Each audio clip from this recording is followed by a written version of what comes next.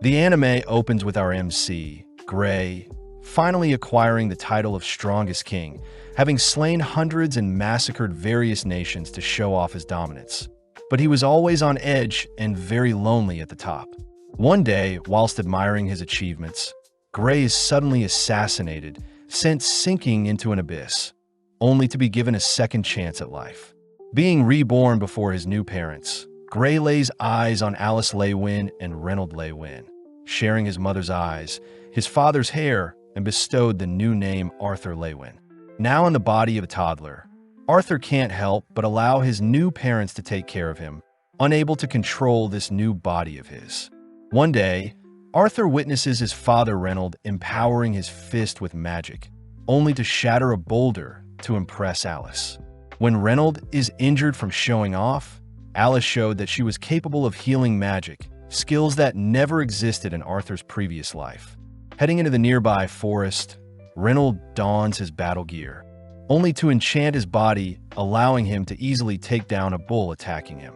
As Reynold heads home from his hunt, Arthur reasons he should learn more about this world as fast as possible, especially since people are allowed to own armor and weapons.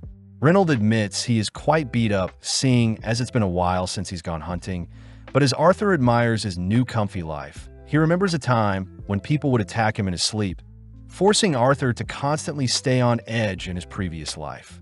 As some time passes by, we see Arthur able to crawl on his own, pleasing his parents as they watch Arthur adorably appear in front of a mirror. Being the first time he's seen his own reflection, Arthur admits he's still not used to his new life, but being placed asleep for his usual nap by Alice, Arthur waits until the coast is clear. Springing out of his crib, Arthur uses his bedding to slide onto the floor safely, quietly crawling past his mother, who is doing the dishes, only to enter the study room in his house.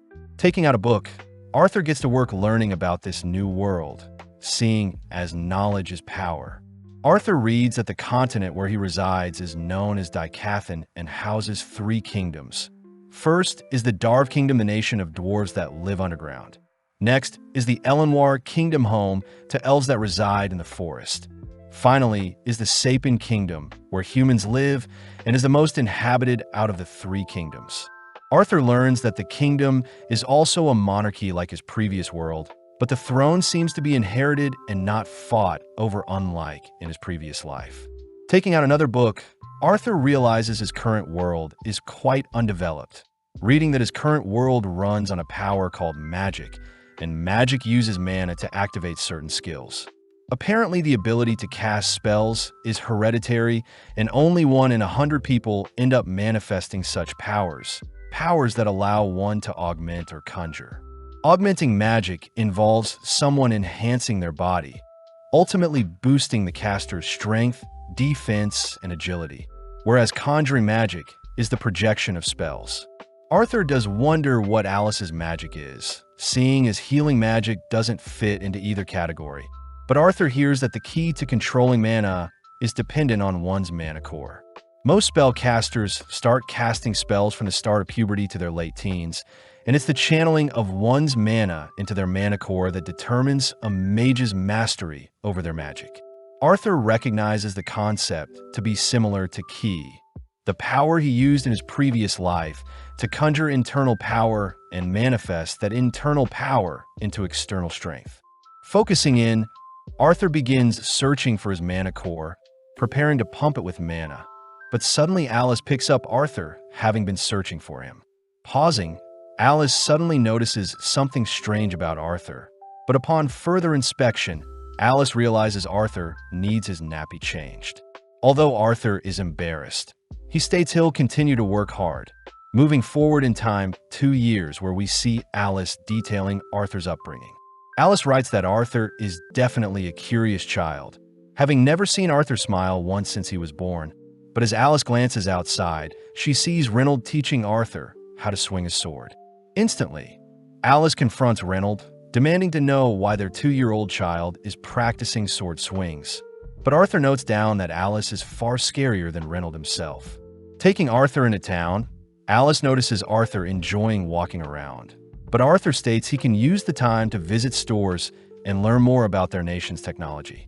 Stopping in front of a store filled with crystals, Arthur watches the store clerk show off some fire magic. Cutting to later that evening, where Alice carries the sleepy Arthur home. Arthur is grateful that his parents are taking care of his every need, having never felt such warmth before, especially since Arthur was an orphan in his previous life, yearning to be part of a family like other kids his age. As Alice puts Arthur to sleep, she reveals that she knows Arthur frequently slips out of bed to read. Happy to see that Arthur gets his curiosity from Reynold, but Alice wishes that Arthur would enjoy his youth whilst he still can. With some more time passing, Arthur watches over his dad channeling mana into his core, only to upheave several stones. Although the spell wasn't the most impressive, Alice asks Arthur to continue watching, amazing Arthur when Reynold fires off a torrential punch followed by an earth-shaking axe kick. Seeing as his father is an augmenter, Arthur is suddenly whisked away by Alice, who says it's time for Arthur to have his nap, but Arthur wants to read instead. Putting on his puppy dog eyes, Arthur manages to charm his mother into giving him some time to read, choosing to spend the time perfecting his mana core as Arthur continues to compress mana towards his core. As Alice brings some refreshments for Reynold, they suddenly hear a massive explosion go off in the house, forcing Reynold to tackle Alice's side, protecting Alice from the explosion. Alice cries that Arthur is still in the house, prompting them both to rush into the house, only to be shocked to see Arthur floating in the air. Reynold states that Arthur had created his mana core before he was even 3 years old, but as Arthur proudly faces his parents, he suddenly spots planks of wood falling towards him. With Arthur attempting to leap out of the way, he's suddenly protected by his parents, who leap in front of the falling wood, surprising Arthur as he suddenly sees Alice and Reynold breaking into tears, both relieved that their baby boy is safe. Flashing back, Arthur remembers a time when he had humiliated his opponent in battle, but strangely enough, his opponent's parents still consoled their son. In the present, Arthur begins to feel an emotion he's never felt before, suddenly crying, as well as he wonders how much he's changed since living this new life. Flashing back, we see Arthur in his previous life, confronting a captured emissary for attempting to assassinate Arthur. Having failed, Arthur's council had declared that the emissary and his family will be banished and will all be punished. But out of nowhere, the emissary's wife and child called out to him. Seeing his loved ones present, the emissary had begged Arthur to spare his family and only punish him. But as the emissary pleads to Arthur, Arthur swiftly slays the emissary's wife and child, something Arthur considered quite reasonable, as he had spared the wife and child from future torture, unlike the traitorous emissary. In the present, we see Reynold asking Arthur if he would like to use the same gear as him, but Arthur is more interested in using a wooden sword to train.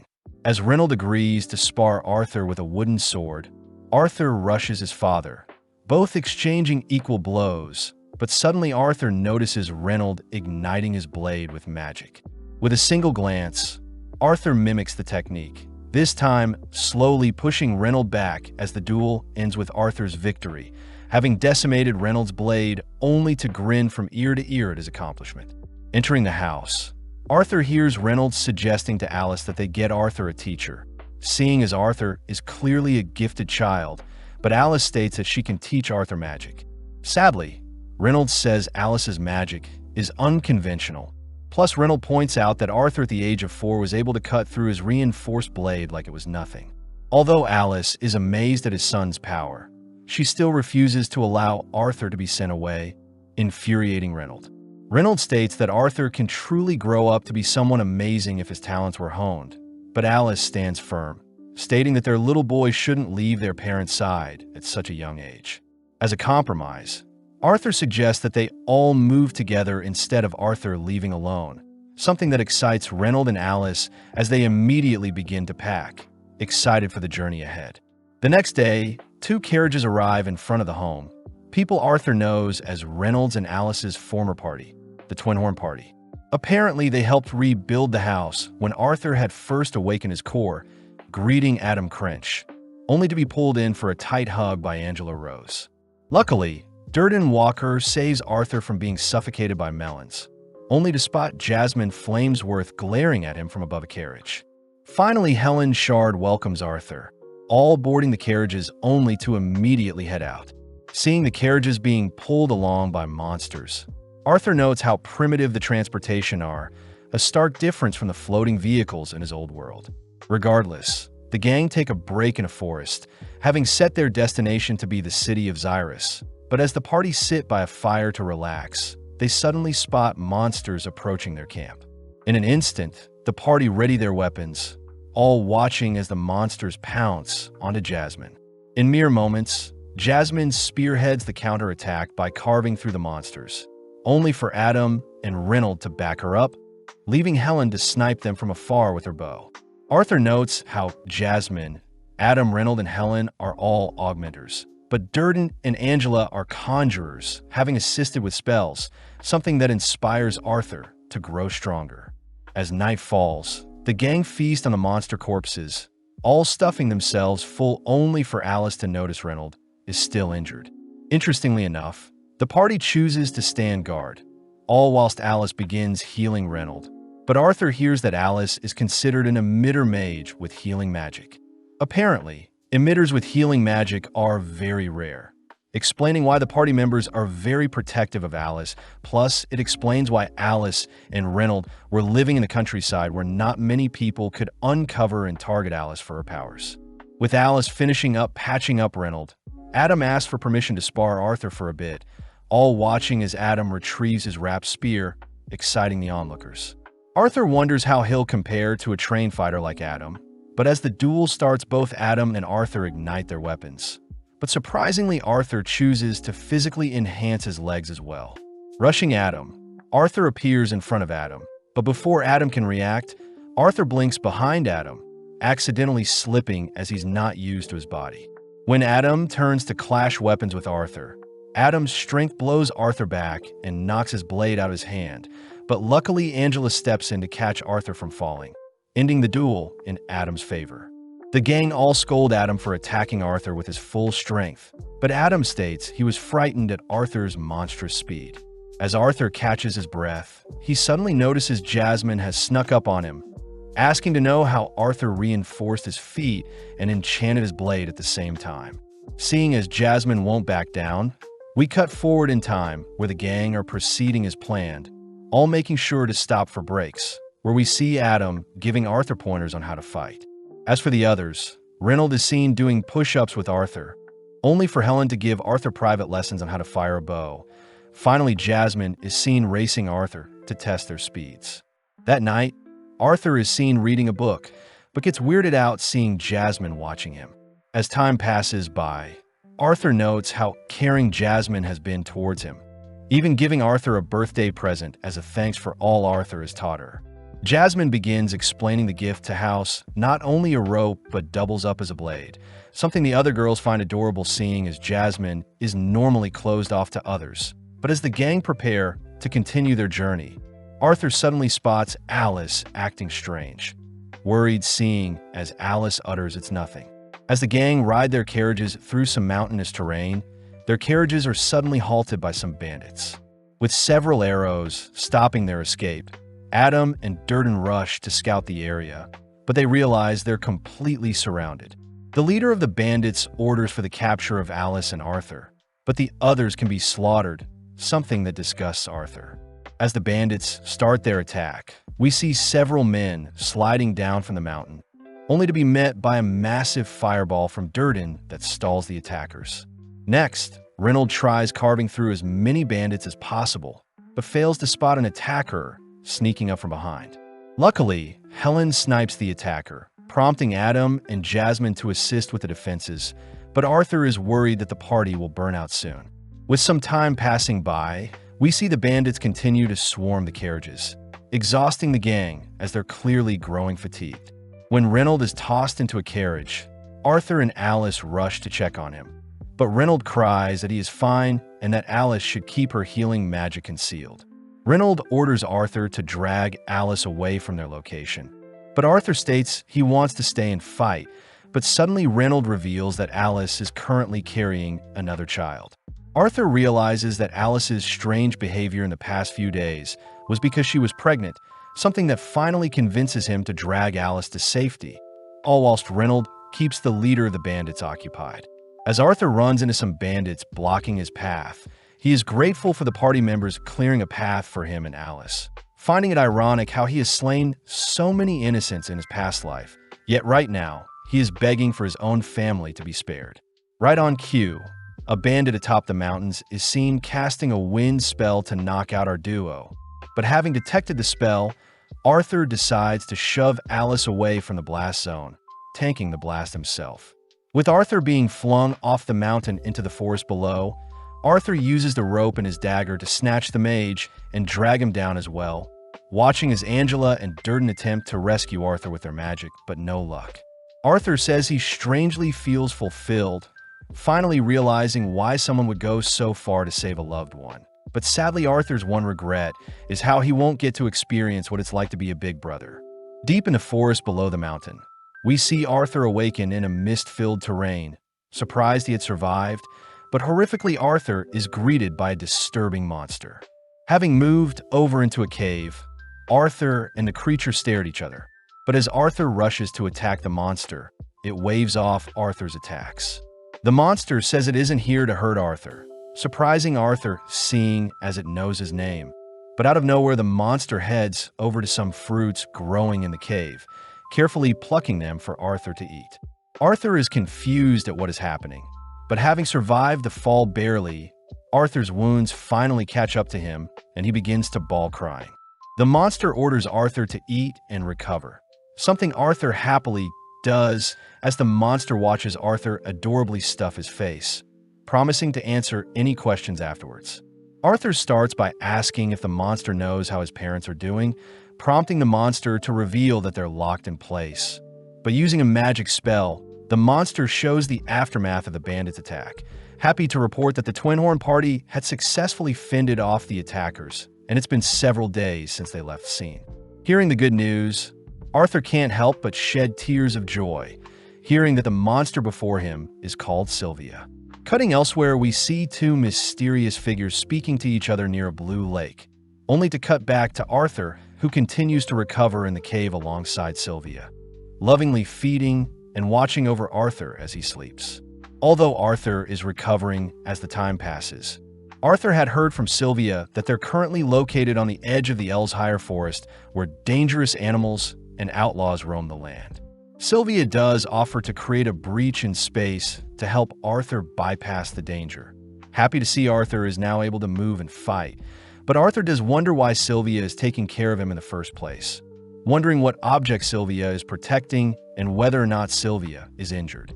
As Arthur continues to train, he takes some time to further develop his mana core, impressing Sylvia as she shows off a spell. Arthur immediately notices Sylvia creating a ball of energy while simultaneously gathering mana from the air to fuel it, a technique Arthur never knew was possible. Sylvia utters that humans tend to separate the use of gathering and using mana from magic, something magical beasts normally combine. Sylvia offers to teach Arthur how to use the same technique she just showed off, piquing Arthur's interest, but Sylvia states that such a technique will be guaranteed to make Arthur stronger, demanding to know what Arthur intends to do with such power. Thinking about his loved ones getting hurt, Arthur declares he'll use his power to slay those who oppose him. But instantly Sylvia flicks Arthur away.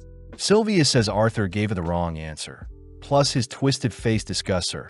But Arthur is confused since in his previous life, he became the strongest king by obtaining unrivaled power. Sylvia apologizes for hitting Arthur, but upon touching Arthur with one of her fingers, Sylvia reminds Arthur she could easily shred Arthur in an instant. Arthur admits she prefers the more gentle Sylvia, only to hear that rage and anger burns easily, and when someone acts out violence, they feel good in the moment. But this only breeds more hatred and violence. Sylvia asks Arthur not to waste away his new life, making Arthur wonder if she knows about his past life. But as Sylvia asks Arthur once more what he'll do with his new profound power, Arthur correctly answers he'll protect his loved ones with it. With Sylvia satisfied, we cut elsewhere where we see a monster tracking down Sylvia's whereabouts, having slaughtered all who got in its way. Flashing back, we see Arthur in his previous life waking up, only to be greeted by his servants who divert their eyes in fear of Arthur's presence. As Arthur admires his self-portrait, he states that a king is meant to start wars and gather glory for his nation, something his advisor Marlon agrees with. In the present, Arthur begins to control his ability to absorb mana whilst using it, focusing in carefully all while Sylvia watches over him. Arthur utters that in his past life, he had been blessed with immense power in the form of his key control, and his powers allowed him to defeat all who opposed him. Having calmed himself, Arthur manages to find the perfect balance between the opposing techniques, perfectly controlling his input and output, only to excitedly test out his new body. As Arthur runs over to show Sylvia, Sylvia suddenly smacks Arthur aside, asking Arthur to keep quiet and hide. From the darkness, the monster tracking Sylvia appears in the cave, confusing Arthur as the creature looks exactly like Sylvia. The monster says it found Sylvia by following her blood trail, demanding that Sylvia come with it. But when Sylvia refuses, the monster fires off a dark projectile that Sylvia is barely able to block. Falling to her knees, Sylvia is clearly very weak, reminded by the monster that she has little time to live. Before Arthur can intervene, Sylvia reassures Arthur she is fine, making use of the remainder of her life force to transform into a pure white dragon.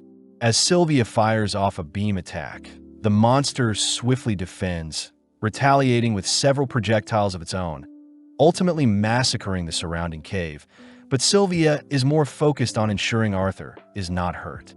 Seeing the monster charging up a devastating attack, Sylvia has no choice but to activate her trump card, suddenly freezing time before the monster's attack can reach her. With only Sylvia and Arthur unaffected, Sylvia reveals her draconic status to Arthur, quickly opening up a rift in space to help Arthur escape. Sylvia confirms that Arthur will use his newfound powers to protect the weak, but Arthur can't help but notice Sylvia all bloodied from her battle. Depressed, he is powerless to help her. Sylvia does choose to give Arthur some parting gifts, starting off by handing an egg wrapped in her feather, asking Arthur to take good care of it. Next, Sylvia marks Arthur with some strange symbols that run up both of his arms, stating that everything will make sense in due time. Seeing as it's time to say goodbye, Sylvia apologizes, seeing as she could have sent Arthur away from the very beginning. But Sylvia wanted to spend time with Arthur and watch him grow, something that makes Arthur tremble seeing as he can't protect Sylvia. Sylvia says this departure was destined to happen, prompting Arthur to cry out that he considers Sylvia his family, just like a grandmother figure, something that hits deep with Sylvia. Unable to hold open the rift any longer, Sylvia nudges Arthur through the portal. But before Arthur can change his mind, Sylvia closes the gate to ensure Arthur is safe. Now alone with the creature, Sylvia unfreezes time, allowing the devastating attack to land, sending her to the ground. The monster states that the attack shouldn't be lethal, heading over to inspect Sylvia's body. But out of nowhere, Sylvia unleashes another point-blank beam attack that manages to eradicate the surrounding area. Back with Arthur, he's seen traveling through a strange space, reminded by Sylvia's voice to live a fulfilling life and not stray down a hatred-filled path like in his previous life, something that catches Arthur off guard. Hearing Sylvia address him by his former title of King Grey, we cut forward in time where Arthur has successfully escaped the cave, swearing to uphold his promises to Sylvia, but suddenly Arthur detects a presence nearby. Immediately enchanting his legs, Arthur leaps into the trees to get a better view of the people nearby, all whilst remembering to care for his egg. Having made it to the source of the sound, Arthur notices a carriage of bandits restraining an elf girl, watching as the men plan on selling the elf as a slave to earn a fortune. Seeing the men treating the elf so poorly, Arthur grows infuriated, remembering Sylvia's words to protect the weak whilst never resorting to unnecessary violence. Acting smart, Arthur follows after the carriage as it makes its way through the forest, but seeing as the sun has begun to set, the men choose to set up camp and rest for the day. Arthur wonders if the men will give him intel on the nearest human settlement, overhearing the four men discussing the horrific acts they may do to the elf girl. But calming his anger, Arthur chooses to wait a little longer. With the moon finally rising, Arthur wonders why the forest hounds are obeying the men, realizing that the magic collars must be controlling them. Arthur starts by tossing some acorns at the forest hounds, causing the beast to cry out, but this forces one of the four men to hurry and shush the hounds, fearing their howls will attract other magic beasts. Seeing the man distracted, Arthur equips a magic dagger, instantly appearing behind the man only to silence him. Borrowing the man's blade, Arthur hears a second man approaching, swiftly dispatching him with a neck slice. Seeing as the third man has arrived as well, Arthur makes quick work of him by slashing at his legs. But before he can finish the man off, the fourth man appears, excited to have encountered another mage. The fourth man starts off by empowering his fist, catching Arthur's attention as the man blitzes towards him, smashing the ground beneath Arthur. Although Arthur was able to dodge, Arthur fails to land a single strike on the man, attempting to catch him off guard by tossing out his dagger whilst holding onto the string built into it. But the man easily catches the dagger. Pumped up, the man rushes Arthur with his own dagger, mixing things up by kicking Arthur to surprise him. Seeing Arthur battered up, the man picks Arthur up to inspect his worth, but Arthur takes the chance to set the man's leg on fire. Pissed, the man states he'll simply sell Arthur's corpse, but having been distracted, Arthur manages to retrieve his dagger only to plunge it deep into the fourth man's skull. With only the third man remaining, Arthur ignores his pleas to be spared, wrapping up his fourth kill only to head towards the captured elf. Arthur notices something familiar about the elf girl before him, but having set her free, Arthur takes her outside, telling her she can go home now. The elf girl is worried about Arthur's wounds, but this reminds Arthur that he has never hung out with another kid his age, quickly covering up the corpses of the men as he reasons kids shouldn't be seeing such things. Arthur reassures the elf girl that she is free to go, but before Arthur can leave with the loot he's obtained, the elf grabs a hold of Arthur, unable to tell him she is scared. Arthur utters that he needs to get back to his family, only to hear that the elf before him needs help getting back home, having gotten lost whilst hunting for bugs. Remembering his past life of being isolated and alone as a kid, Arthur agrees to help the elf, but the elf cries they should free the hounds before they leave. Arthur fears that the hounds will go wild once set free, but the elf reassures Arthur that magic beasts are an elf's best friend, pleasantly surprising Arthur when he sees the hounds peacefully leave once set free. Starting their journey together, Arthur learns the elf's name to be Tesha Aerolith, both choosing to take breaks occasionally only for Arthur to feed Tesha to ensure she isn't hungry. Tesha is a little disgusted at the meat soup Arthur made, but Tesha asks why Arthur is currently in the Elshire Forest. Arthur reveals he was separated from his parents, hearing that in Elenoir, the land of the elves, Tesha's parents are normally busy, so Tesha spends time mainly with her grandparents and caretakers. With the journey being longer than expected, Arthur notices some bugs floating around Tesha, hearing that the bugs are what elves use to help mark paths in Elenoir. As the two continue on their path, Tesha says she'll start training with her assigned master once her mana awakens, surprising Arthur as there doesn't seem to be a school system Tesha has to take. Along their path, Arthur takes note of a strange forest hound following them. But as our duo set up camp for the night, they suddenly hear a hound cry throughout the forest. Arthur tells Tesha to rest whilst he stands guard, taking the time alone to inspect the egg Sylvia had given him. Just then, Tesha offers to share her tent with Arthur, but Arthur reassures Tesha he isn't tired, ultimately giving in as Tesha is afraid to be all alone in the tent. As Arthur sits guard, Tesha prepares to sleep, but she takes the chance to call Arthur a pervert, having heard stories of humans with multiple wives. Arthur cries that only aristocrats and nobles would have multiple wives, finally shutting Tesha up as she collapses from exhaustion. With our duo both falling asleep, they awaken the next day, climbing up a waterfall only to help each other pass a lake. Arthur says he still wants to reunite with his family quickly, but out of nowhere Arthur's mana core begins to pulsate, causing immense pain to Arthur. Unable to move, Arthur rests whilst Tesha searches for some herbs, but surprisingly one of the forest hounds they saved has brought a boar to repay Arthur for setting them free. That night, our duo feast on the delectable boar meat, prompting Tesha to feed Arthur some mushrooms she's picked, but this only gives Arthur another stomachache. Settling in for the night, Arthur fights to stay awake, all whilst Tesha recounts tales she heard about humans and dwarves. But as Arthur has fallen asleep first, Tesha heads to bed as well. The next day, Arthur continues to suppress his pain, reassuring Tesha that they've almost arrived in her homeland. But Tesha asks if she can call Arthur Art, especially since they've grown quite close. Since they're friends, Arthur takes the chance to tease Tesha, but noticing a spark in a nearby tree, Arthur realizes they've reached Tesha's home. As our duo head through the tree's gate, they're suddenly teleported to a different location, but out of nowhere, several elven warriors surround Arthur and restrain him, all whilst Tesha watches on.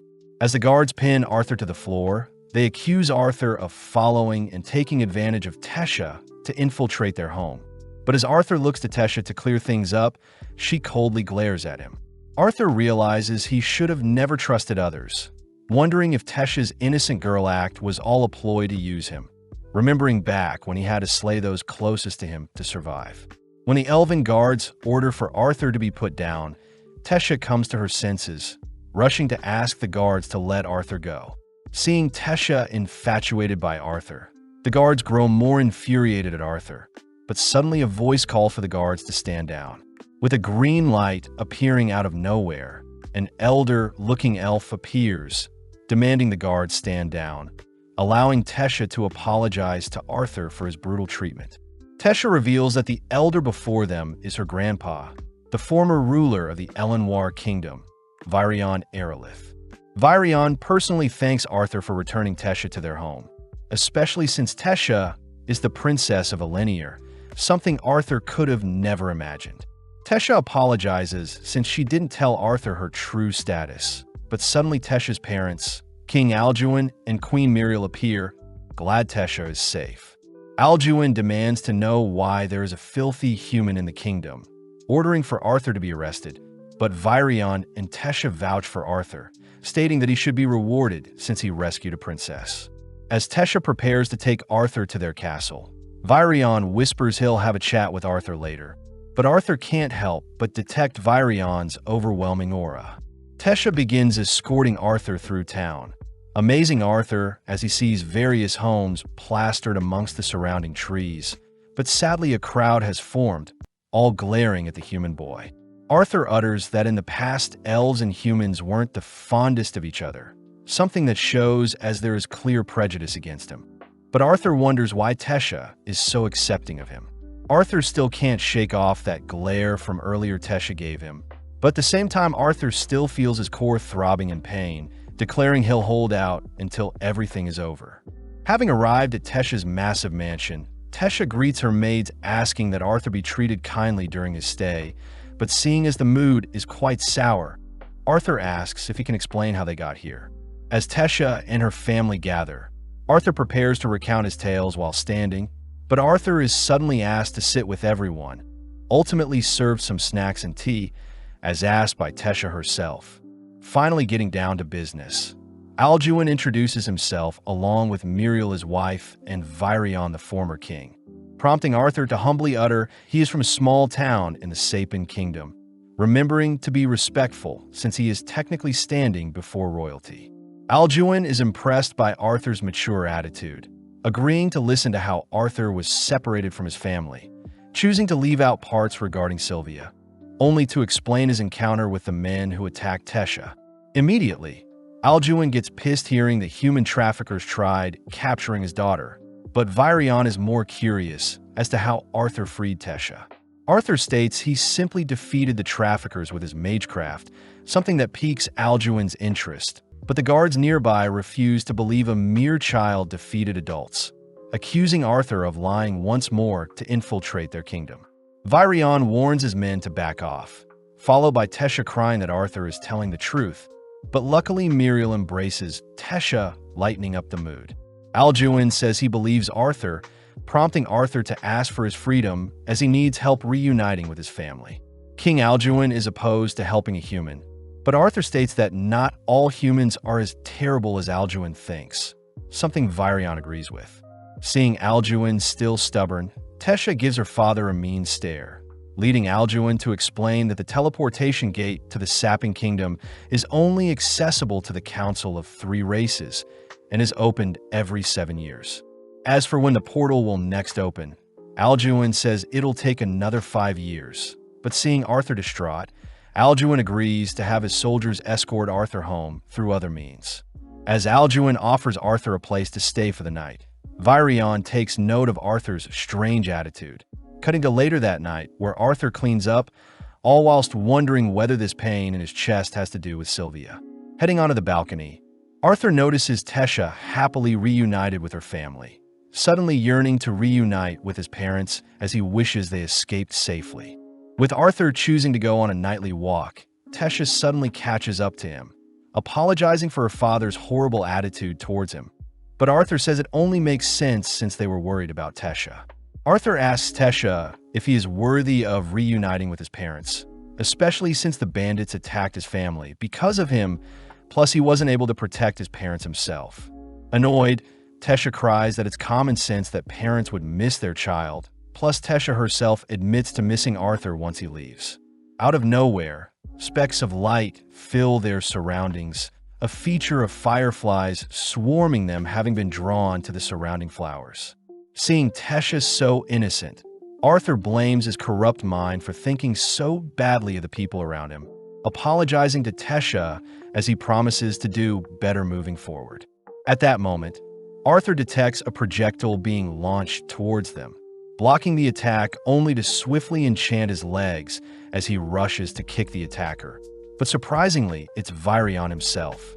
Arthur demands to know why he was being attacked, but Virion utters the projectile was only an optical illusion, declaring that Arthur truly is a capable fighter and his story now makes more sense.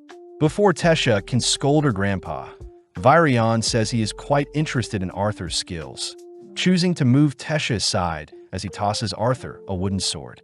Understanding the situation, Arthur bolts towards Virion, keeping his movements short and concise. But Virion manages to evade each of Arthur's slashes, even after he's enchanted his movements.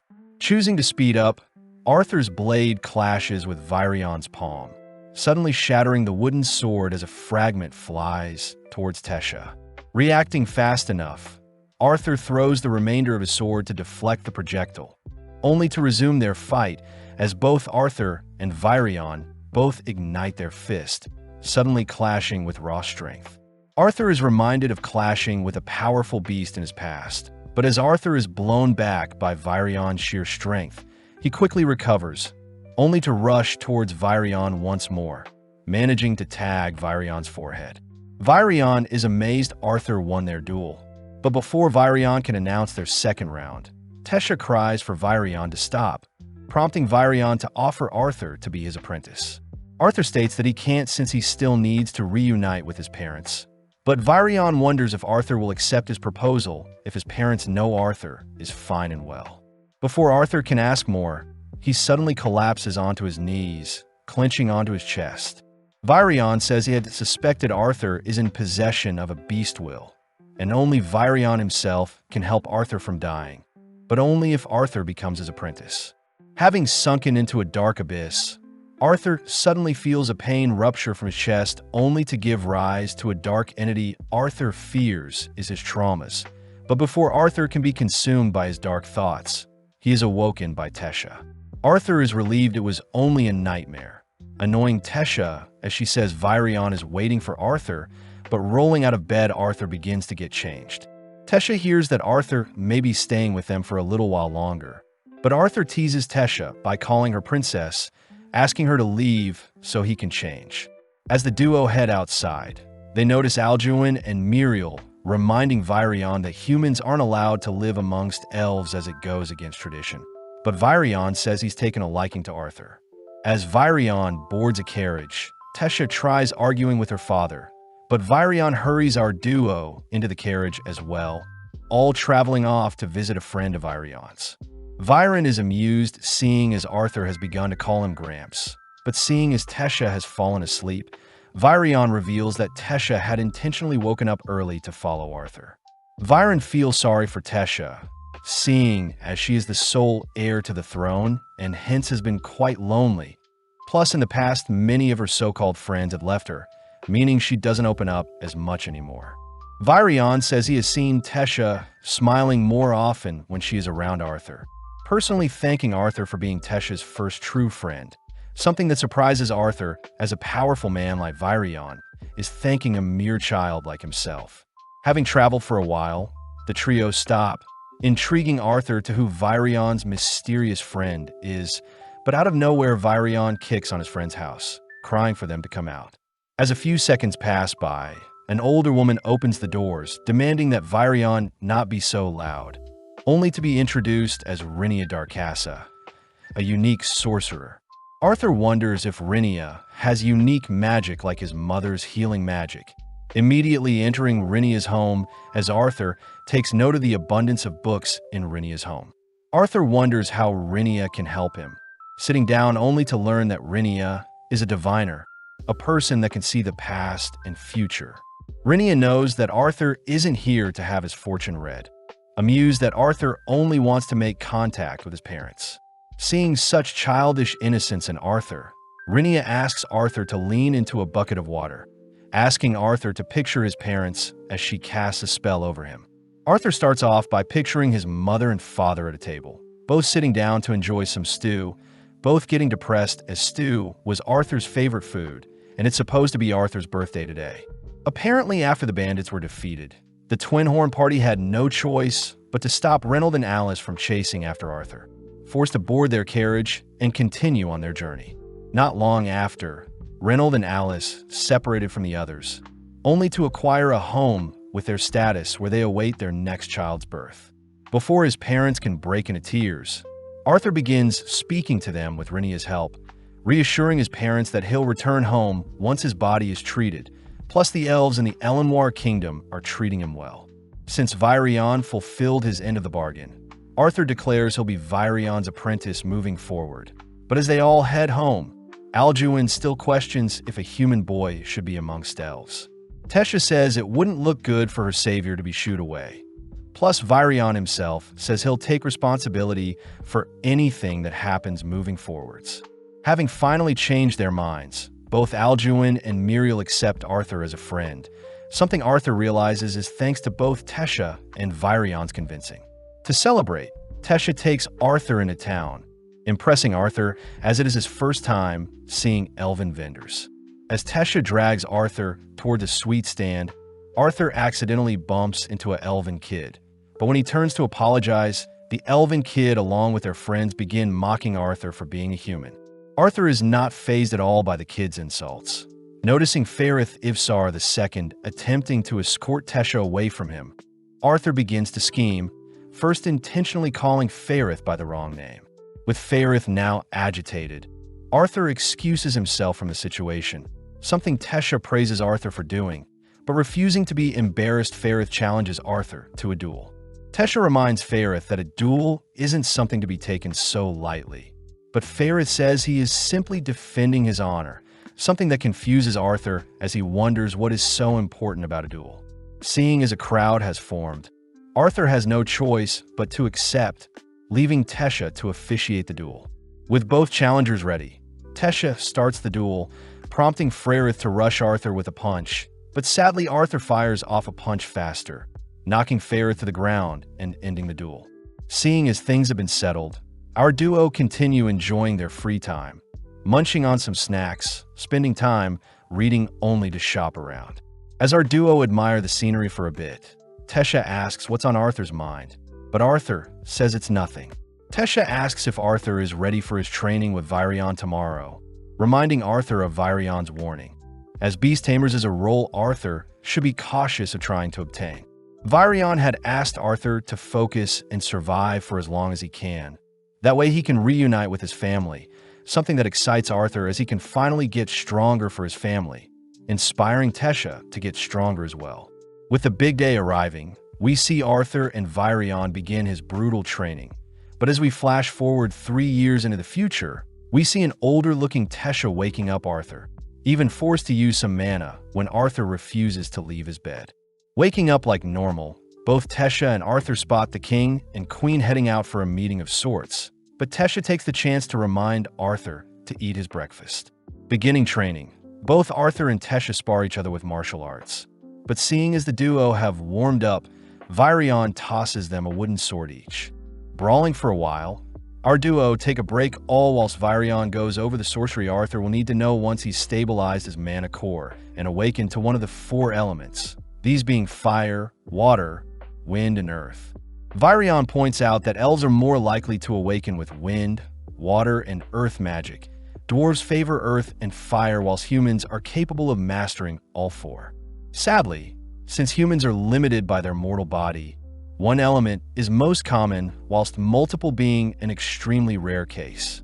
Tesha butts in asking why Arthur hasn't been using magic whilst training like her, but Virion says Arthur is currently handicapped and his mana core is currently housing a beast will that is the reason for his pain.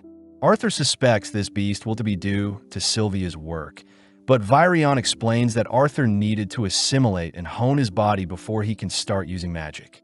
Apparently awakening one's mana at 10 is impressive. As for Tesha herself, she gained her powers at 9 and ever since has been sparring Arthur with her enhanced attacks. Seeing as Arthur is finally ready, Virion declares it's time to awaken the beast within Arthur and set him free from the pain that's been plaguing him. As they gather around Arthur, Virion starts off by igniting his palm, declaring that they'll heat up Arthur's core first. As Virion strikes Arthur's chest with his palm, a surge of power begins to flow through Arthur, briefly revealing a strange marking that erupts from Arthur's chest. With the surroundings all being blown back, Virion is horrified to have discovered something, watching as Arthur suddenly faints. Rushing Arthur back home, Virion sits by Arthur's side until he awakens, asking Arthur if there is any information regarding his beast while he is hiding.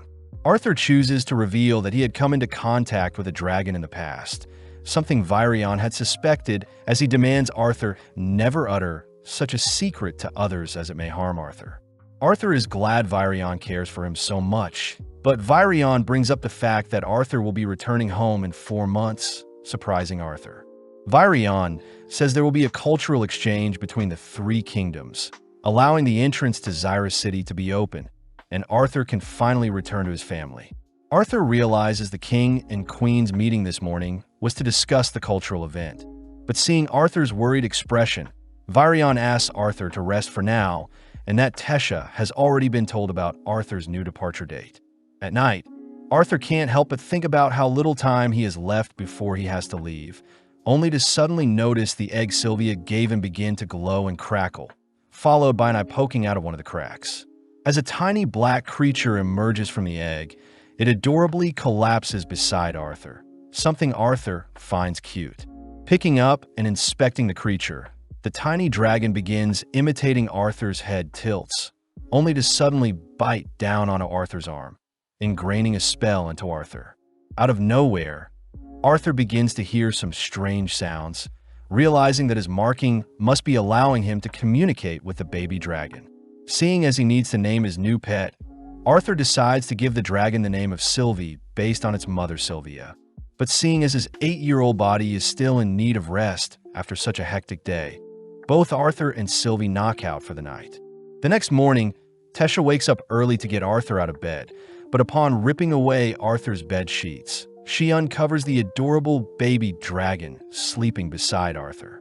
Tesha immediately takes a liking to Sylvie, but as the trio head through the forest, Sylvie is clearly frightened by the attention Tesha is giving it. Arthur shows off his new pet to Virion, something that almost gives Virion a heart attack, but Virion reasons that Sylvie spawning is most likely due to Arthur fully assimilating with his beast will. Arthur is worried that Sylvie's identity as a dragon will be discovered, but Virion reassures Arthur that he could simply say Sylvie is a rare mana beast to protect her identity. Moving on to his training, Virion says Arthur needs to learn how to control both his beast core and mana core simultaneously, something that intrigues Arthur. Virion begins by infusing his body with mana, suddenly allowing his wind magic to consume him as the surrounding mana begins to be converted into wind as Virion's body becomes cloaked in darkness. a feature of Virion's true strength. In the blink of an eye, Virion's single step transports him into Arthur's blind spot, a power Arthur could have never imagined Virion was hiding, and is something that forces Arthur to surrender. As Virion unsheathes his stealth, he reveals that his beast will Shadow Panther allows him to move as fast as the wind whilst neutralizing sound, a feature of advanced sorcery. Virion admits that such a technique is quite tiring, but having had enough fun, Virion hands Arthur a sword, stating that they'll slowly have to work up to more advanced techniques. With 4 days passing, Arthur begins to get used to his new powers, even managing to match Virion's shadow form. But most importantly, Arthur spends his remaining time alongside Tesha herself. Moving forward in time, the town seems to be holding a celebration, but when we follow Arthur, he seems to be apologizing to Tesha for angering her. During the festival, Arthur bumps into Faerith, barely remembering him as the elven boy he beat in a duel, but as their reunion ends with Faerith losing once more to Arthur, Arthur offers to be friends with Faerith. Surprisingly, Faerith shyly accepts, only to reveal that he'll be attending the gathering between the three kingdoms. Arthur wonders if Tesha herself will be going, but Faerith states that the fragile Tesha shouldn't be forced to attend, annoying Tesha as she pummels Faerith as well. Fleeing the scene, Arthur scolds Tesha for flipping out, but Tesha says she is just sad she won't be at the ceremony when Arthur leaves. As Tesha runs off, we cut to later that night, where she is all alone, but out of nowhere, several fireflies enter her room. Revealed to be Arthur's doing, Arthur asks Tesha if she would like to join him for a nightly stroll through the woods, exciting Tesha. Revisiting the memories of when they first met, our duo run into the magic beast they freed, only to set up a campfire under the starry night sky. Arthur notices Tesha slowly drifting asleep, choosing to tease Tesha as she is still afraid of ghosts. Chatting, Arthur says he's never visited the human kingdom before, hearing Tesha ask Arthur why he doesn't just stay in the elven kingdom with her. But before he can reply, Tesha falls asleep. With the big day arriving, Arthur gathers his gear, only to be greeted by the townsfolk for a final goodbye. Virion starts by handing Arthur a compass, an item with the Aerolith family seal, to help Arthur if he ever wants to return. Arthur asks where Tesha is, but it seems no one knows, prompting Arthur along with Faerith and his two friends to join Arthur as they prepare to step through the portal. Right on cue, Tesha is seen crying out to Arthur, rushing towards him only to trip. As Arthur dashes to Tesha's side, Tesha stutters over her words, but Arthur simply pulls Tesha in for a hug, stating that he'll miss her as they both begin to cry. As the chosen kids head through the portal, they appear in the floating city of Xyrus, where Arthur soon departs from Faerith and the others, making his way back to his parents' home. Having been dreaming of the moment for the past few years, Arthur knocks on his parents' home, only to be greeted by Eleanor. But not long after, both Reynold and Alice rush to greet their visitor, something that makes Arthur teary-eyed as he is finally reunited with his parents. Completely speechless, both Reynold and Alice are in disbelief, rushing to embrace Arthur only for Eleanor to ask who the boy in front of her is. Arthur remembers that Alice was pregnant when they were attacked, slowly kneeling down only to introduce himself as Eleanor's big brother. Heading inside, Alice asks about Arthur's mysterious illness, glad to hear Arthur's as things cleared up. Seeing Eleanor off to the side, Alice calls for Eleanor to chat with Arthur, but surprisingly Sylvie leaps into Eleanor's arms. Arthur decides to go over his entire journey from when he was separated from the Twin Horn Party, but chooses to leave out his encounter with Sylvia, instead uttering that he was lucky to have survived his fall only to run into Tesha. Arthur's parents are amazed Arthur was allowed to stay in the Elenoir Kingdom and had trained to stabilize his core there, but Arthur does feel bad for lying to his parents, reasoning he should get stronger before he tells them the entire truth. Reynold asks to know what the small pet Arthur is carrying around, hearing that Arthur had stumbled onto it during his journey and is a mana beast he had tamed. Reynold and Alice are just relieved Arthur made it back in one piece, but Reynold gets curious at how strong Arthur has gotten, revealing that Reynold himself had gotten a job at the Helsty auction house and is the instructor for their security team. Arthur wonders what level Reynold's mana core is at, hearing that Reynold reached deep orange 2 years ago. Apparently, mana cores ascend in colors based on their strengths, starting from black, red, orange, and yellow being the lower levels, while silver and white being the higher ones. Each color has 3 stages, these being deep, standard, and light.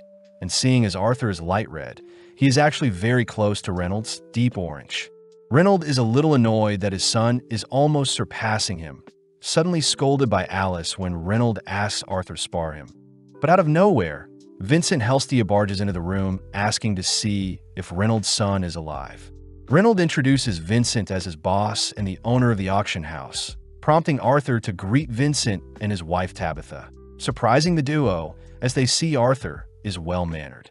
Vincent chooses to introduce his daughter Lilia to Arthur, but upon seeing Sylvie's adorable form, Lilia breaks out of her shy shell and asks to pet Sylvie. Reynold says Vincent and his family arrived just in time, uttering that Arthur and himself will be sparring, all heading outside only for the boys to begin stretching. Vincent asks Alice if Arthur's mana core is truly light red, but Alice confirms that Arthur had always been a fast learner. But as the adults chat, Eleanor and Lilia play with Sylvie. Arthur knows that even prodigies around 11 and 12 years old that enter Xyrus Academy struggle to reach a deep red core. So Arthur reasons he should keep his progress moving forward more tame to avoid any unwanted attention. As the boys' duel starts, both Reynold and Arthur match each other's speed, exchanging punches and kicks, but Reynold mocks Arthur's punches. Arthur chooses to leap into the air, throwing out an aerial kick only to speed up his attacks, but Reynold is still able to read and counter each strike.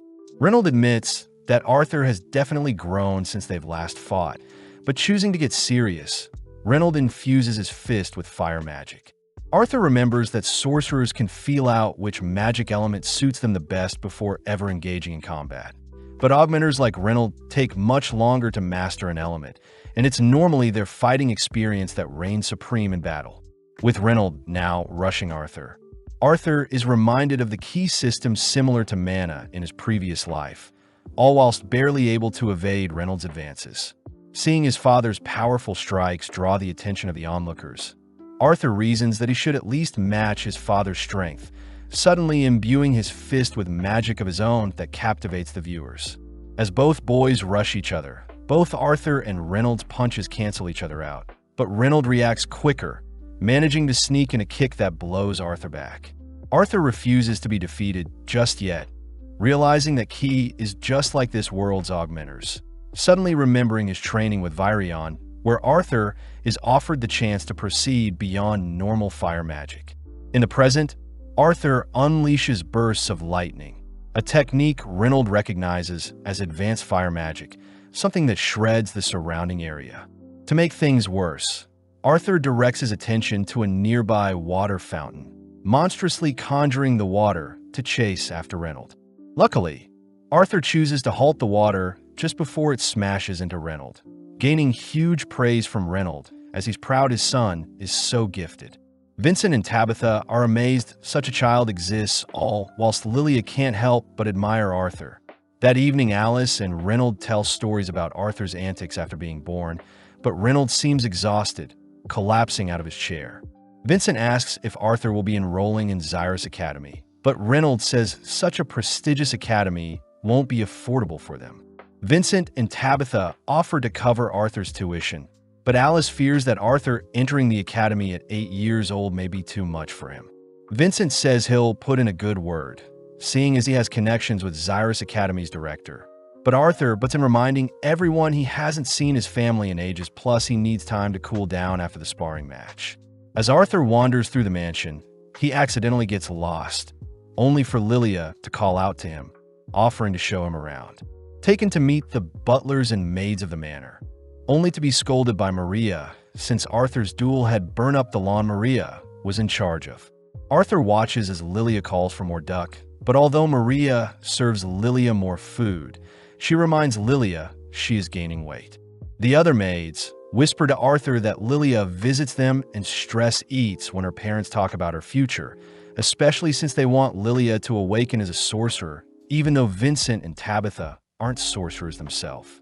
That night, Alice and Reynold remind Arthur that they're glad to see Arthur has returned to them. But before they leave Arthur to rest, Alice demands a good night kiss from her baby boy. The next morning, Arthur rushes downstairs to greet the Twin Horn party, immediately receiving a tight hug from Angela, who is relieved to see Arthur is safe. Arthur also asks if Durden has gotten bigger, greeting Adam and Helen, who both notice how big Arthur has gotten. Surprisingly, Jasmine is seen inspecting Arthur's body, swiftly embracing him as she apologizes for not doing more to protect him. As everyone sits down, the Twin Horn members reveal that they had come back from the Atistan city, having been paid handsomely for the various jobs they took on their journey. Seeing such a rowdy crowd, Arthur realizes he doesn't actually know much about the Dicathan continent nor the Sapin kingdom, wondering if he should become an adventurer to learn more about the world. But at the same time, we see Lilia sitting all by herself, seemingly deep in thought. In his room, Arthur tries suspending an object in space, but only after a few seconds, Arthur collapses, completely exhausted from using this new power. Arthur says he needs to get stronger, but upon seeing Sylvie, Arthur cuddles with her, reasoning he should also spend time with his family as well. Seeing as Sylvie reeks, Arthur personally cleans her with a bath, only to be reminded of Lilia's stressful life, as her parents want her to awaken as a sorcerer no matter what.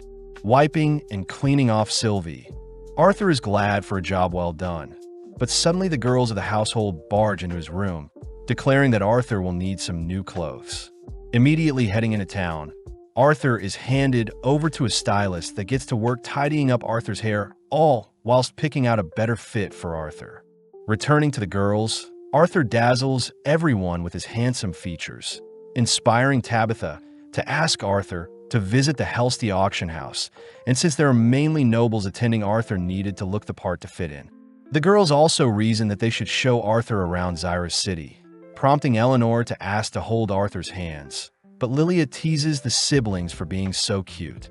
Arthur hears that Lilia helped pick out his outfit, all heading through town as they explore various markets and spend time together.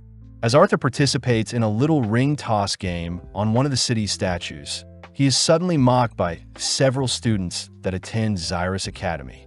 Lilia utters that Xyrus Academy students are held in very high regard, something Arthur will have to keep in mind moving forward, but out of nowhere Arthur senses something familiar. Arthur chooses to peep into a store that sells beast cores, magic drops extracted from mana beasts, and can be used to amplify a wielder's powers. Arthur wonders why he never heard of such a thing from the elves, but Tabitha says that beast cores can also contain beast wills, ultimately valuing them around 100 gold coins, enough money for Arthur to live for 250 years in his hometown. Seeing Arthur so curious, Tabitha says since some cores will be on sale in their next auction, she'll allow Arthur to browse around. Lilia suddenly asks if she can have a beast core, but Tabitha says having a beast core won't guarantee to awaken her sorcery and will only be a waste of money, intriguing Arthur. As the gang stop for some snacks, Arthur wonders what is pressuring Lilia to become a sorcerer, seeing as Tabitha doesn't seem to be trying everything to have her awaken.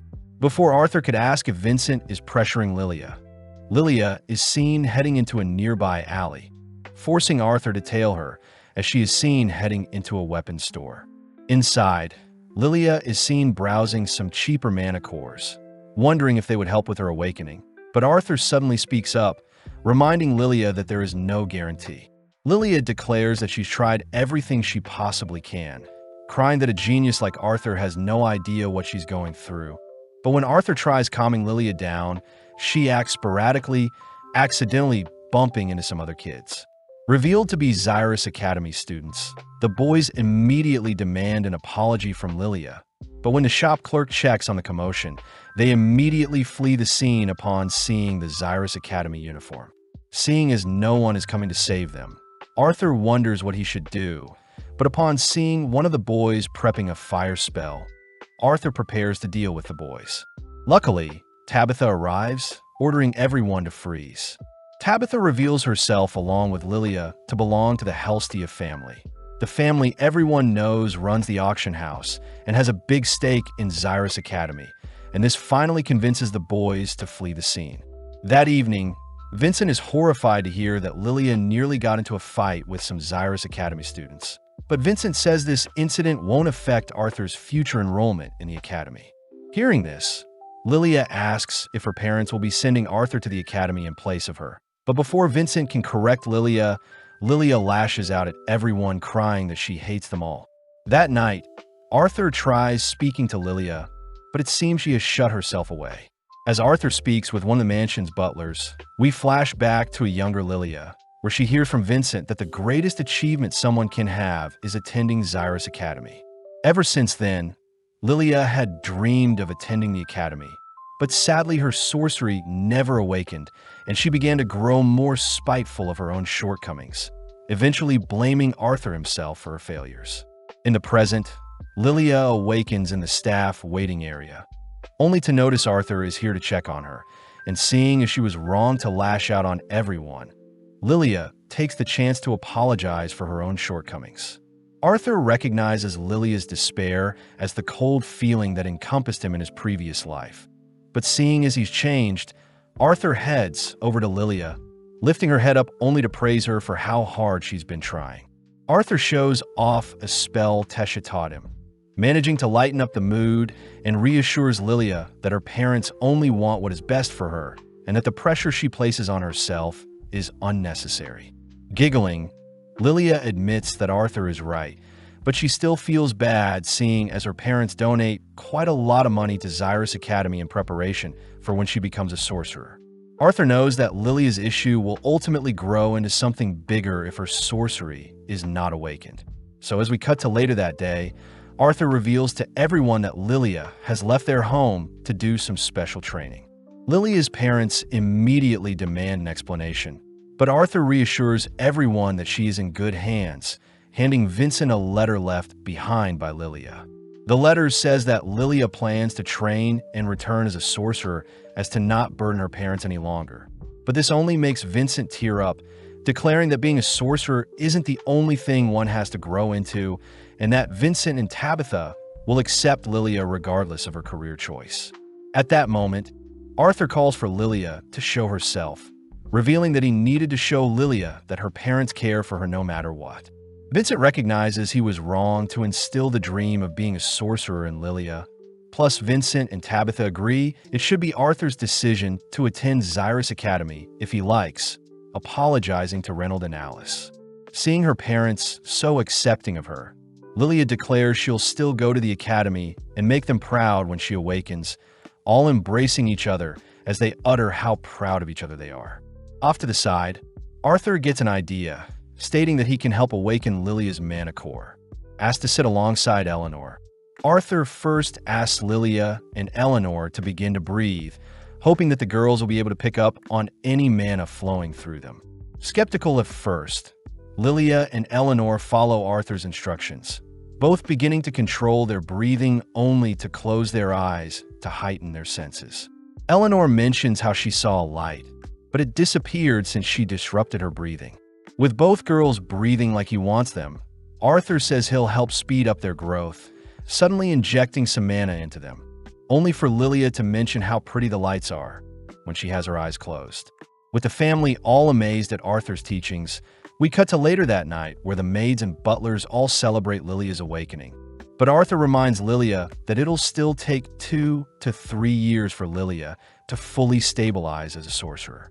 Regardless, we see Lilia grateful for Arthur's help, but as we cut elsewhere, we see a hooded figure amongst some knights escorting a carriage, all heading to the auction house.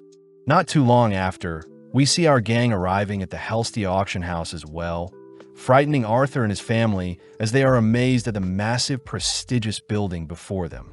Seeing as Reynold and Vincent will be working, everyone else heads inside, all spotting various aristocrats and adventurers scattered throughout the building. Arthur wonders what types of items will be sold tonight, all having a look around at the displayed items, but off to the side, Arthur can't help but admire his father for looking so cool, especially when he gives orders to his men to stay alert. As the guests fill up the main room, we see Vincent introducing the main guest of honor for tonight, revealed to be King Blaine Glader, Queen Priscilla, Prince Curtis, and Princess Kathleen. With introductions out of the way, Vincent kicks off the 10th anniversary for his auction house, reminding Arthur of his previous life. As various guards along with the Twin Horn party survey the area, Vincent starts off by displaying a sword with electricity enchantment applied to it that is capable of paralyzing its foes. Instantly, the crowd begin bidding on the sword, with it being sold for around 50 gold. But next up, some interesting masks are wheeled onto the stage, intriguing Arthur. Looking around, Arthur wonders where Sylvie is, and since Eleanor and Lilia are fast asleep, Arthur reasons he should go search for her. Following Sylvie, we see her wandering around other sections of the building, coincidentally bumping into a hooded-looking man. Back with Vincent, he moves on to auctioning up a world lion, a creature capable of growing into an A-rank mana beast, and seeing as Curtis wants to tame such a powerful monster, King Blaine instantly ends the bid by offering up 1,000 gold coins. With Blaine and his family appearing on stage to collect the lion, Blaine declares that Curtis will be in charge of taking care of the creature moving forward, all whilst the hooded man seems intrigued by Sylvie's presence. Luckily, Arthur calls out to her, piquing Arthur's interest as he wonders if the hooded man is a conjurer serving the king directly. Sylvie takes the chance to flee to the safety of Arthur's shoulders, but the man suddenly realizes something. Before Arthur can leave, the hooded man demands that Sylvie become his, offering to draw out Sylvie's full potential. But when Sylvie refuses, the man fires off a fire spell to intimidate Arthur. Arthur demands to know who the man is, learning that the man works for the king, but Arthur could care less, turning to leave. The man reminds Arthur that his family will be punished if Arthur disobeys members of the royal family. But finally snapping, Arthur glares at the man, beginning to overflow with aura. All across the auction room, Arthur's bloodlust shatters various windows and even ends up suffocating Vincent and several others in the crowd. But before the king can issue any orders to uncover the cause of such bloodlust, Arthur quickly calms himself, realizing the man before him has fallen onto the floor out of fear. As the auction is put on hold, Blaine asks to speak with Reynold, who apologizes for being unable to track down the person that exuded such an aura. But seeing as Arthur and the others are present as well, Sebastian, the hooded man from earlier, tries nabbing Sylvie again, this time in the presence of the royal family. Seeing as Sebastian has worked for years protecting the royal family, Blaine instantly asks Reynold if his son could hand over Sylvie to Sebastian, but Reynold says it's Arthur's decision to make. Sadly, Arthur says he could never hand over his beloved Sylvie, pissing off the knights guarding the king. The king stubbornly offers to trade the lion he just purchased for Sylvie, but Arthur still refuses, asking the king himself if he would willingly trade away his children. Arthur declares that the king's pride is clouding his reasoning, but this prompts two of the king's knights to rush Arthur. But in an instant, Arthur knocks out the attacking knights. Seeing as he wants Sylvie at all cost, Sebastian unleashes a devastating fire spell at Arthur. But having had enough, Arthur makes use of his new technique. Having frozen time for everyone but himself and Sebastian, Arthur slowly approaches Sebastian, letting out his rage by breaking Sebastian's leg. When Sebastian tries to call out for help, he is horrified to see no one respond to him, allowing Arthur to kneel down beside Sebastian, warning him to stay in line and not anger him in the future. As Arthur unfreezes time, Arthur suddenly collapses out of fatigue, but as we cut to the next morning, Arthur awakens, annoyed at himself for going a bit overboard. Surprisingly, Alice appears with Sylvie, revealing that after Arthur collapsed, they were all free to go. Apologizing for worrying everyone, Arthur and Alice head into town, only for Arthur to pick out a gift for Eleanor. Arthur wonders if Reynold lost his job because of him, but Arthur is surprised that Alice herself works, and she mainly sells products that are quite popular amongst nobles. Having racked up a lot of groceries, Arthur helps Alice carry the items home, only to notice people listening in on a conversation between Reynold and Vincent regarding last night. Arthur chooses to enter the room himself, immediately greeted by an apology from Vincent, who offers up some money for last night. Arthur realizes that Vincent is covering for him and making Arthur look like the victim, framing it as two knights attacking an innocent boy, but Reynold is still annoyed that the two knights were only fired without more severe consequences. Arthur reassures Reynold that it's fine. Plus, Arthur is more curious about what happened to Sebastian, learning that he was relieved of his position as well. Apparently, Sebastian had accused Arthur of attacking and breaking his leg, but since no one saw such a thing, it was decided that one of Sebastian's own spells deflected and injured himself. Vincent reminds Arthur that he should be more careful when speaking to royalty, and that Arthur was lucky he was let off so easily, something that Arthur acknowledges. But Arthur is still grateful to have been given a decent amount of money for his troubles. That night, Arthur says since he is still a child, he'll need to become someone great to rival and sway people. The next day, Arthur heads over to the academy, noticing various Xyrus Academy students chatting. But a particular owl catches Arthur's attention, a creature that guides Arthur into a nearby forest only to reveal themselves as Xyrus Academy's headmaster. In this new world, Xyrus Academy is famous for producing scholars, celebrities, royal guards, and public figures, a place all magic students dream of attending. Standing before Arthur is the person that governs the school and decides the fate of the current generation. But Cynthia Goodsky is quite excited to meet Arthur, having heard great things from Vincent. And with a mere glance, Arthur recognizes Cynthia to be a formidable sorcerer. Seeing Cynthia observing him, Arthur reasons he should show off a bit to get things started, first casting some wind magic to levitate some rocks, only to kick them toward Cynthia. With a wave of her hand, Cynthia instantly shatters the rocks, shocking Arthur. Changing tactics, Arthur conjures several earth spikes to attack Cynthia. But Cynthia deploys wind magic to counter the attack, only to continue monitoring Arthur's movements. With no other choice, Arthur empowers his body with mana, getting serious as he rushes Cynthia with fiery fists. But sadly, Cynthia easily halts Arthur's movements only to propel him back with wind magic. Cynthia says Arthur does overestimate his own abilities, but Cynthia does praise Arthur for being quite skilled for his age and wanting to see what Arthur is capable of. Cynthia suddenly casts some sound magic, asking Arthur to endure as much as he can. With powerful ear-screeching frequencies being emitted from Cynthia's palms, Arthur desperately grasps his ears, and within a few minutes Cynthia stops, declaring that Arthur has passed. Cynthia says Arthur's wind magic is quite pathetic, but interestingly enough, Arthur can use earth magic, plus Cynthia suspects Arthur is still hiding things from her. Arthur is on edge, seeing as Cynthia is reading him like a book, but Arthur chooses to reveal he can use water magic as well, prompting Cynthia to ask what Arthur wants from her. Arthur admits that he needs Cynthia's authority and influence to help him protect his family, and in exchange, Arthur promises to enroll at Xyrus Academy and listen to Cynthia's suggestions moving forward.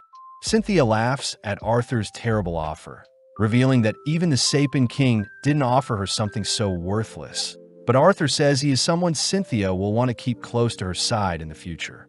Arthur says he'll enroll in 3 years, just like every other child his age, since he still wants to live a normal life. Plus, Arthur plans on being an adventurer before he will enroll in the academy. Something Cynthia suggests Arthur tell his parents first before they continue this conversation further. At home, Arthur is saddened to see Alice so against him becoming an adventurer, but when Reynold offers to accompany Arthur on his adventure, Alice says she is worried he'll disappear again. Arthur suggests that he visit them every month to show that he is still safe, something that does sway Alice a bit, but Eleanor wonders if Arthur is planning on leaving immediately. Arthur reassures his family that he won't be leaving anytime soon. Plus, he needs to explore the wider world, having yearned to live the life just like Alice and Reynold did when they were adventurers, something that hits home for Arthur's parents. Alice does ask for Arthur to be more honest with them, first wondering what elements Arthur can control, but Arthur is more than happy to reveal such a thing. Sadly, his past life, along with Sylvie's identity as a dragon, will have to remain a secret. Reynold suggests that one of the Twin Horn members accompany Arthur, but sadly most of the members refuse since they fear what Arthur is capable of. Surprisingly, Jasmine offers to accompany Arthur, and seeing as Jasmine recently reached the light orange core last year, she could teach Arthur a thing or two. With Arthur's partner decided, we cut to later that night, where the family noticed Lilia meditating herself, impressing Arthur as she doesn't need Arthur to stabilize her core anymore. Arthur suspects that Eleanor herself will awaken at 7 or 8 years old, but Arthur fears she'll get too much unwanted attention if she awakens so young. At that moment, Arthur asks if he can head over to the auction house, having wanted to pick out a sword for his Adventurers Guild exam. With Vincent happy to show Arthur an assortment of swords, we see Arthur's family patiently waiting for him at home, but Arthur seems quite picky with his sword. Knowing that most swordsmen are augmenters, most of the swords presented to Arthur are too heavy or require 2 hands to wield, but out of nowhere Sylvie guides Arthur to an old-looking piece of wood. Upon first inspection, Arthur notes the heavy build, and when it refuses to be sheathed, Arthur tries infusing the blade with some mana. Testing out his hypothesis, Arthur channels various elements into the blade, strangely sensing it responding to his will, only to calmly draw the beautiful blade. A weapon Arthur is curious how it will compare to other swords. Spotting a barrel nearby, Arthur swings the blade once, instantly severing the barrel into 2 pieces. Arthur notices some engravings in the blade, wondering who Dawn's Ballad W.K4, a name Arthur has never heard of before. Out of nowhere, the blade shocks Arthur, forcing Arthur to relinquish the blade, but when he picks it up again, the blade's weight and length has strangely adjusted itself to perfectly match Arthur's preference, something that makes Arthur praise Sylvie for helping him find. Arthur declares he has never handled such an amazing weapon before in his past life, and with this new blade Arthur is easily able to dice up the remainder of the barrel, reminding him of a genius craftsman that created a scepter for a mage that became an extension of the wielder. Arthur wonders if channeling his mana through the blade was what made it adjust to his needs, but before Arthur can ponder any longer, Reynold appears calling for Arthur to come home now. Panicking, Arthur picks out a reasonably light sword, asking if he could keep it. Vincent is more than happy to give Arthur the blade, but wonders what Arthur has around his waist. But Arthur quickly comes up with an excuse, declaring it was a staff he found that he planned to use for practice. Vincent asks his assistant Jameson where the staff originally came from, but Jameson said a random old man dumped it with them, and every appraiser that inspected it said it was a useless staff. Before Vincent can wonder if they should get a more advanced appraiser to have a look at it, Arthur employs his puppy dog eyes to charm Vincent, ultimately managing to obtain 2 swords in the process. As time passes by, Arthur remembers to spend time with both his and Lilia's family, only to spend his alone time preparing to be an adventurer. With Arthur's 9th birthday arriving, the entire gang chooses to celebrate throughout the day, indulging in various food items only to show Arthur the gifts they brought for him at night. First, Alice and Reynold hand Arthur a pair of gloves with special healing gems enchanted by Alice. Next, Vincent shows off a pair of rings, an item for both Alice and Arthur. Apparently, Alice's ring will shine bright if Arthur is ever in need of help. But up next, Adam shows off a scroll that can produce sound. Adam says the scroll can store a single voice message and can be sent to Alice to give updates, something that makes Arthur so grateful as he thanks everyone for coming to his farewell party. Alice reminds Arthur that he doesn't need to achieve anything flamboyant and that he needs to keep himself safe on his journey. Cutting to later that night, where Arthur begins packing his belongings, declaring that he'll repay the kindness of his loved ones by getting stronger and protecting them. The next morning, Arthur heads downstairs only to be greeted by his family, embracing them all as he promises to return safely, heading outside only to meet up with Jasmine, who begins her journey with Arthur. Heading over to the Xyrus Adventurers Guild, Jasmine greets Mary the receptionist only to help Arthur sign up for the Adventurers exam, all whilst Arthur conceals his face with a mask. With Arthur and Jasmine being taken to another room, Arthur reminds himself that he needs to keep on the mask to protect his identity, but suddenly the gang stop in front of a room, only for Mary to introduce Jasmine as an A-rank adventurer to the chief of the guild, Caspian Bladeheart. Caspian says normally there would be a written exam for adventurers, but seeing as Jasmine is vouching for Arthur, Caspian skips it only to whisper into Jasmine's ear that her father was at the guild just the other day. Caspian doesn't dig into who Arthur could be, and instead Arthur asks to be called Note.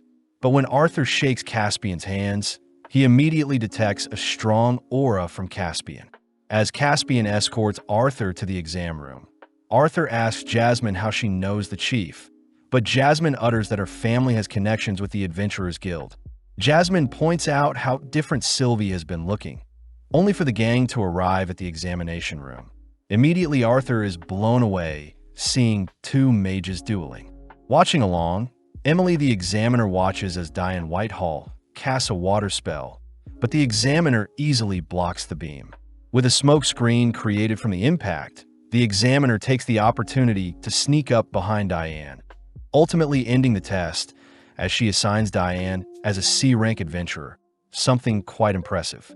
Up next, Elijah Knight is called to take his exam by George, but before Elijah can take the exam, he is assigned a B rank, something that confuses onlookers. Moving on, Lucas Wykes is called to take the exam, but Lucas is immediately cocky, asking if he can be given an A rank. Emily classifies Lucas to be in the light orange stage and has a fire affinity, someone Arthur recognizes. As the exam begins, Lucas immediately summons forth his guardian, but before the fire entity can attack Emily, Emily seals it away with an earth tomb. Following up, Lucas rushes on top of the earth structure, calling forth a hail of fireballs that force Emily to stay on the defensive, but Arthur suspects Lucas doesn't have control of it. Right on cue, Lucas's fire hail begins acting sporadically, suddenly imploding and forcing Emily to step in and cancel out the spell. Emily commends Lucas for managing to cast an advanced fire spell, but Lucas is pissed he didn't win, suddenly tossing a fireball at Emily. Out of nowhere, Arthur severs the projectile with his sword, only for George to cuss at Lucas for attempting to injure an examiner. Given the B rank, Lucas is escorted away only for Arthur to be called. As Jasmine wishes Arthur the best, Arthur's aura begins to swell, and strangely there is no information on Arthur. With George stepping up to test Arthur, Arthur's sheer glare sends quivers down George's spine, but Caspian appears asking to test Arthur in George's place. Now being tested by a double A rank adventurer, Arthur reasons he should be careful, getting excited as both men begin to clash blades. Cutting past the exams, Arthur is ultimately granted a B rank, but as we follow the examiners, they celebrate multiple children acquiring the title of a B rank adventurer. Caspian asks Emily and George if they remember the meeting of all three races 6 months ago.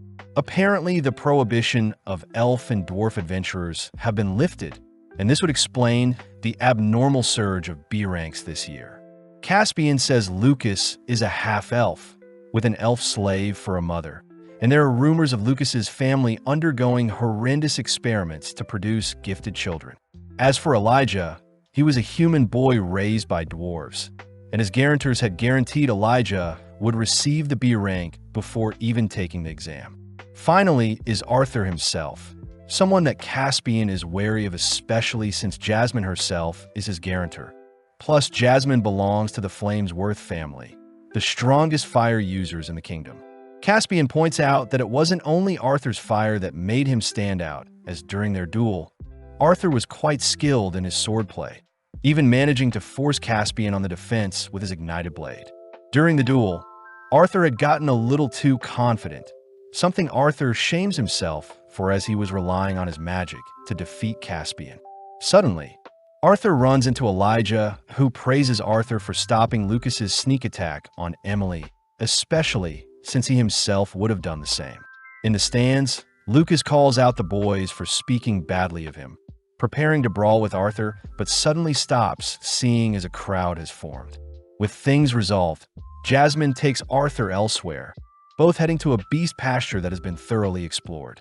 Seeing as the location is for training and collecting material, Jasmine begins darting in a direction, prompting Arthur to follow after her. Arthur admits that Jasmine was faster than he had expected, plus during his exam with Caspian, Arthur tried showing off with a powerful strike, but Caspian had read his moves and blocked it easily. Out of nowhere, several explosions ring off in the distance, something caused by a demonic-looking boar. The boar is seen attacking and devouring several adventurers. Something Jasmine sees is due to people capturing the monster, but it seems to have broken free.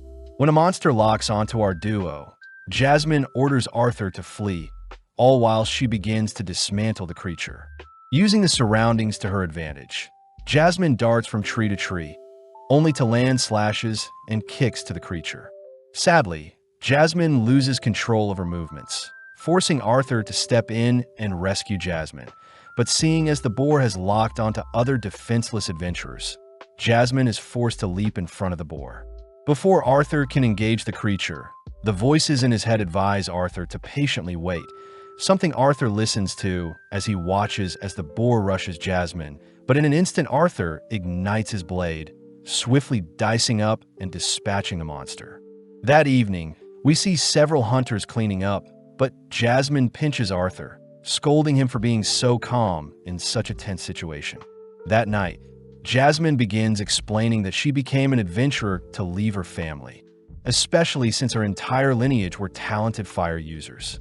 When Jasmine awoke earlier than usual, she was praised for being a genius. But when the family found out she could only use wind magic, she was shunned for being a failure. Arthur snaps back at the messed up upbringing Jasmine had, something that makes Jasmine giggle as Arthur is adorable standing up for her. But Arthur knows in his past life he was also deemed a failure for not being born with power. Jasmine says in the past she fought just like Arthur, someone who couldn't trust others and fought alone. But eventually the Twin Horn Party took her in and taught her how to work together with others. As Jasmine heads to bed, Arthur reminds himself that he can change and right his wrongs in this new life, remembering all the people he has befriended and can trust. At the same time, we see Tesha spying on Arthur through the crystal ball. Annoyed she can't speak with him, plus she is jealous Arthur has been surrounded by various women all this time. Seeing Tesha so worked up, Virion hands Tesha a book, asking Tesha to work hard so she can reunite with Arthur. As we move forward 2 years, we follow Arthur atop some buildings, hearing that his existence had given him the title of Masked Swordsman. The season ends with Jasmine arriving to pick up Arthur, prompting Arthur to don his identity as note only for the duo to continue on their adventures.